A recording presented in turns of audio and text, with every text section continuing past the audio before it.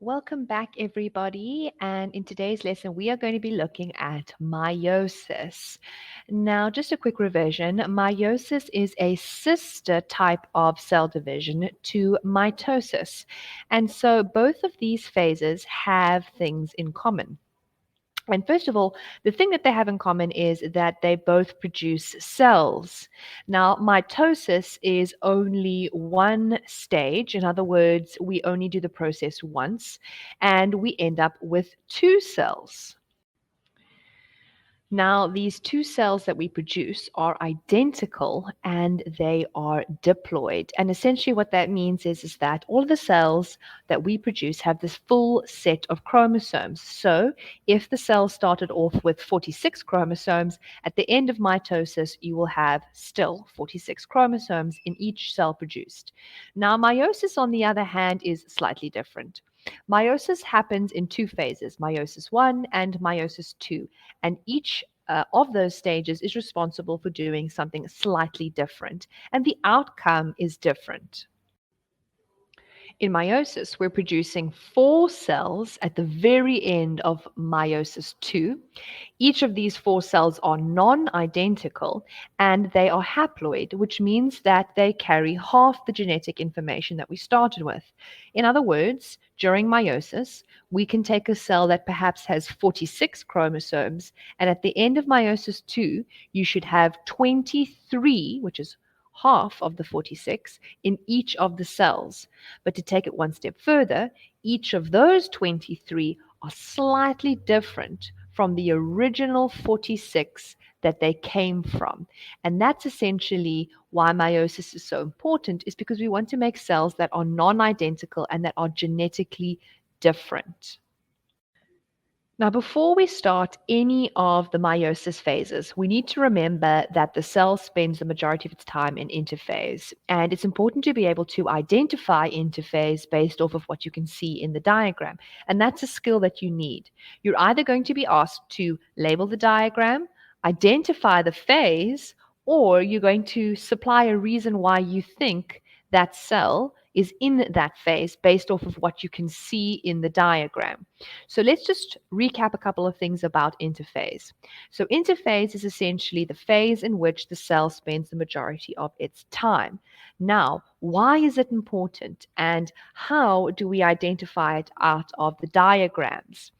Now, what I've done for you in this picture here is I have labeled what is the most important structures that you need to know and how they translate through the rest of the diagrams. We have the centrioles and we have the centrosome. The centrosome is essentially this structure that sits around our centrioles. It's what houses them.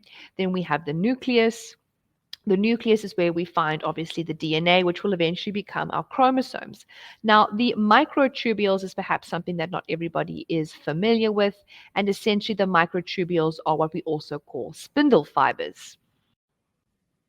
So for studying purposes, let's have a look at what is the purpose of the interphase. So interphase's purpose is related to DNA replication. DNA replication, if we remember from our previous lessons, is when you take a set of DNA and you want to replicate it. You want to make a full new set. And to do this, we go through DNA replication and we take our 46 chromosomes and we turn them into chromatids. The second thing we want to do, and why, is we need to ensure that there is the correct chromosome number. And basically at the end of meiosis, you want to transform a diploid cell into a haploid cell. And the only way to do that is to ensure that you have the right number of chromosomes at the beginning so that at the end you have enough in every cell. Now, if you were given a picture of interphase, how do we identify it? So first of all, we're going to look for the chromatin network. And as you can see in this diagram, the chromatin network is this long spaghetti structure that we see inside of the nucleus. It's also going to be perhaps transitioning, meaning that it might not look perfectly like the chromatin network. It might even be forming the chromosomes or starting to condense and pull together. What's very important is that at this point, homologous pairs have yet to appear and the nuclear membrane is still very visible. And so these are answers that you can give in terms of how do you know that it's interphase. Now moving on to prophase 1. Now prophase 1 is generally pictured in two different ways. I'm going to show you the first way and then the second way. And essentially, prophase is responsible for a really important function of crossing over to create genetic variation. And so in the diagram alongside here, you will notice that our chromosomes have condensed, and you can see them very clearly here as individual strands. They are replicated, which, if you remember, is when we have one strand or one chromatid with a centromere in the middle and another chromatid next to it. That then gives us our chromosome structure, and that is one chromosome, two chromatids. Now, this picture that I've given you here is one way to identify prophase. You'll notice, like I mentioned, that the chromosomes have condensed, and you can also see that the outer layer sitting around here, which is the nuclear membrane, is starting to disintegrate.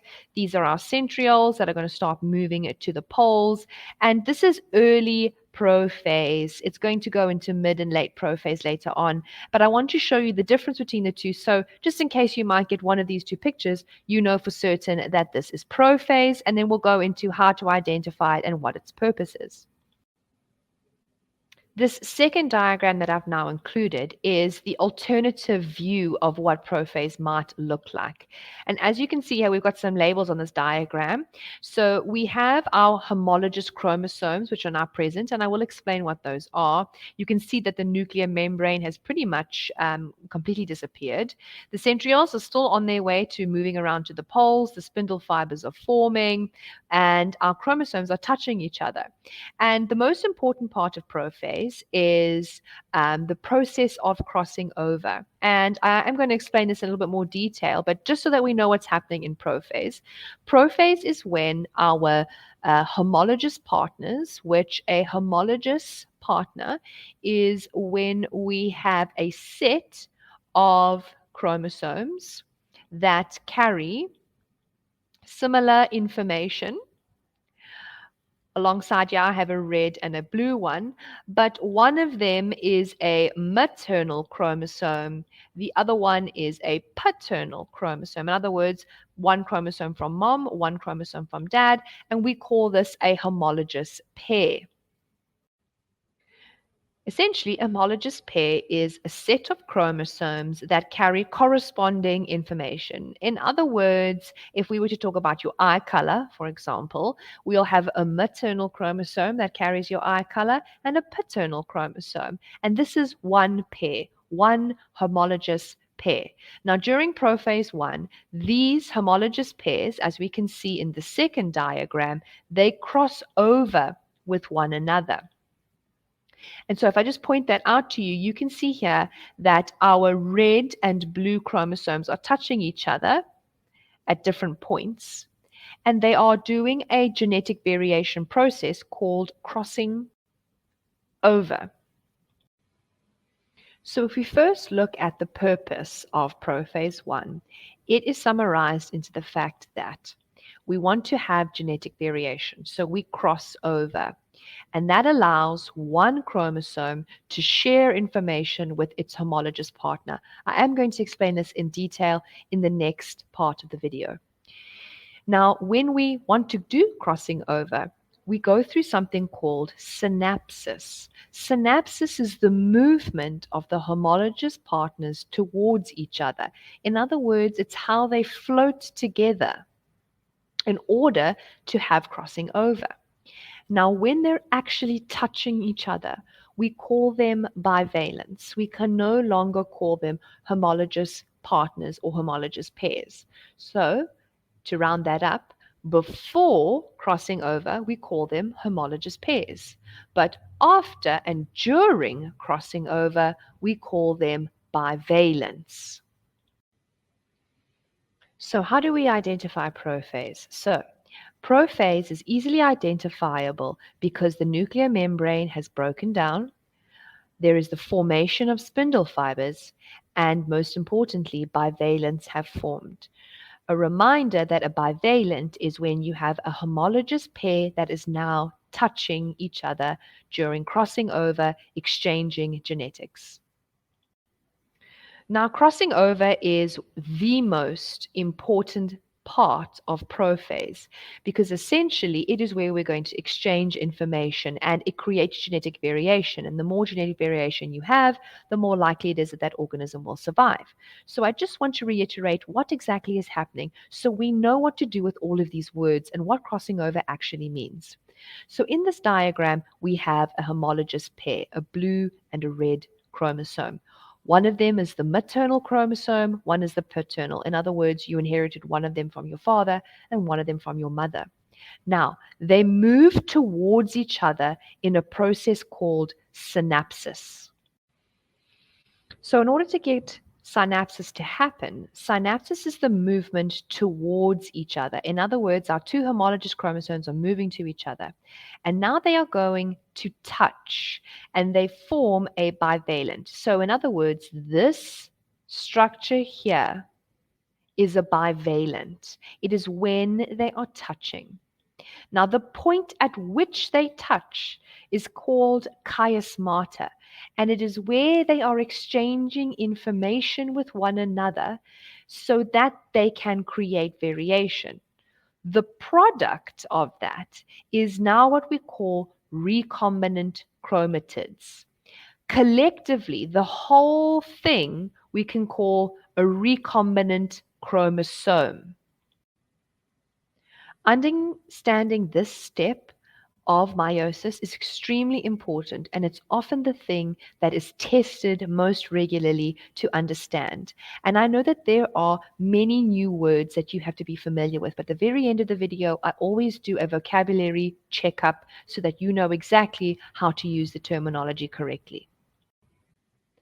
Moving into metaphase 1, we now see that our chromosomes have now relocated.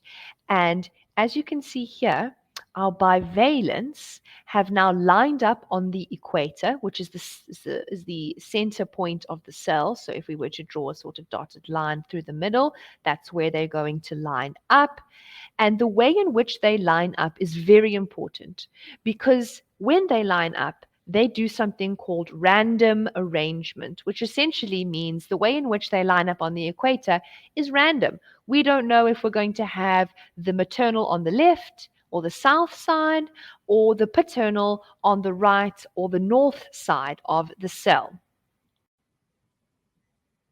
As an alternative point of view, it's really important to know how you're looking at the cell. And that's why I've included this second diagram, is because they're both metaphase. It's just that the poles have been moved around because we've just orientated the picture differently. It's still the same phase. The only thing we've done now is instead of moving from the north and south, we just are moving from the west and the east of the cell. So just make sure that you orientate yourself with the picture very well. But now, what's the importance of metaphase? How do we identify it? And what is really important? So metaphase is very important for introducing even more variation through this process of random arrangement. To reiterate that one more time, when we speak about random arrangement, we are speaking about the way in which the maternal and the paternal chromosomes align at the equator. In other words, you don't know if you are going to be the cell that gets the maternal partner or the paternal partner. And this is very important to increase genetic variation. Because of this variation of which one you're going to get, you're uncertain of the combinations that you could possibly produce. But now, how do we identify metaphase if we're looking at a picture? So what are we looking for? When we are trying to identify metaphase, we are looking at the most defining quality is that chromosomes align at the equator. In other words, the midpoint of our cell. Whichever way we're looking at the cell, that's our midpoint. And that's why metaphase is one of the easier ones, because meta makes you think of middle. So when we have our chromosomes lining up at the middle. The second thing we can look for is the bivalents are still present. In other words, they're still touching each other. And lastly, and this is a very important one that we mustn't forget because it will influence how we identify phases later, and that is that the double-stranded chromosomes are still present. In other words, if we think of the structure of a chromosome, we still have one chromatid with a centromere in the middle and another chromatid on the other side. This is what we're referring to as a double-stranded chromosome. In other words, it has two strands to it. As long as we have two strands and we're meeting in the middle, we are in metaphase 1. Moving on to anaphase 1. So this is following metaphase 1. And anaphase is also simply a phase in which we are separating our homologous partners from each other. And so it's an easy one to identify because of this space that seems to occur in between our partners now. And that growing space might be a little bit bigger or a little bit smaller in a diagram. It just depends on the diagram that you have been given, but you're looking for this empty space in the middle here. That's the easiest way to identify it. And so when it comes down to purpose, this is what the anaphase 1 is for. Anaphase 1's purpose is extremely important, along with all the ones that we've already done. But this one is important because we are separating the bivalents now, which means we're going to half the chromosome number. In this instance, perhaps we are going to go from 46 chromosomes, if this was a human, and we're going to half it now, and we're going to make it 23 chromosomes. And that's the goal of anaphase 1. The last thing associated with anaphase 1, or the last purpose, is independent assortment. Now, this refers to something based in genetics, and perhaps you will revisit this when you do genetics, but essentially there's a law that governs how you inherit your characteristics. In other words, independent assortment is all about how you inherit your hair color separately from your eye color. In other words, the color of your eyes does not dictate automatically what hair color you have or skin color. They are independent of one another. Now, how do we identify anaphase 1? So there are two key things you can look for. Firstly, our double-stranded chromosomes are being pulled to opposite poles, which we can see very clearly here. As our spindle fibers are shortening, they are pulling apart our bivalents. The second thing that you are going to need to look out for is the recombinant chromosomes and their visibility. In other words, you can see in this picture here that the chromosomes have little bits of the other chromosome attached to it. In other words, we've got a blue chromosome here with some purple parts to it. And that itself is called a recombinant chromosome, and we are separating it from its partner. The final step in meiosis 1 is telophase 1, and this is one of the easiest phases to identify. It's essentially where we finally made our two separate cells. Now, this picture here has two very defined cells, but sometimes telophase in diagrams and in exams will still have the cells joined together. And if we remember back to what we've learned about telophase in mitosis, this separation of the cytoplasm that's happening here has a name. It's called cytokinesis. And cytokinesis is when the cytoplasm pinches off and we take one cell that we were previously working with and we're going to form it into two cells, which eventually will give us the product that we see above here in this diagram, where we have two distinct cells. Now, it's important to remember that we're doing meiosis, not mitosis. And so at the end of this, we want two cells that are non-identical. So these two cells that we see here may look very similar, but they have some very important differences. The first difference is that they do not have the same chromosome number as they did before. In other words, if this was a human cell, they should have 46 each, but now that they've gone through meiosis 1, they have 23 chromosomes in each of these cells. And also the chromosomes have changed. They've gone through crossing over and they've changed their genetic information. So what is the purpose of telophase 1? We are separating the cytoplasm via cytokinesis, and that's what we spoke about down here, where we are pinching off. We call this cell invagination. It's where the cytokinesis pinches. So you pinch the cytoplasm in the middle, and that then forms two, most importantly, non-identical individual cells, and they will have half the genetic information that we started with. Now, how do you identify this phase? We are looking for identification in the cell cleavage, which I mentioned earlier is this little pinching off area. This little indentated area over here is called the cell cleavage. You can also look for the reforming of the nuclear membrane, which we can see in this top image up here. There's our nuclear membrane that's reformed. And last but not least, the fibers. They have disappeared. You can see here, there's no more fibers in either one of these cells. They've both disappeared. They've gone back inside their centrioles. And that's the easiest way to identify telophase 1.